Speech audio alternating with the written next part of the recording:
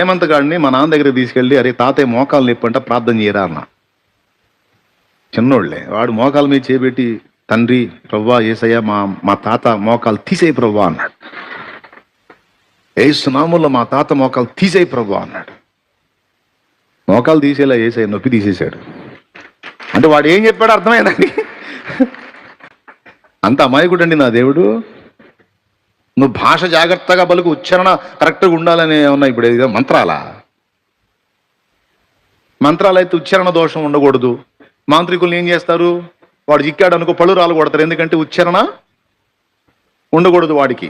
మంత్రోచ్చారణ కరెక్ట్గా పలకాల. ఆ ఉచ్చారణ బలిగితే ఆ దుష్టశక్తులు కదులుతాయి. మంత్రప్రయోగం చేసేవాడికి, అభిచార కర్మ చేసేవాడికి, అందుకని వాడు చిక్కితే పళ్ళు రాలు కొడతారు. మనకు ఆ ఉచ్చారణలో ఉచ్చాటన గొడవ లేదు. మరొకటి వాడు ప్రార్థించిన, మరొకటి తల్లి ప్రార్థించిన, పిచ్చి మహారాజమ్మ.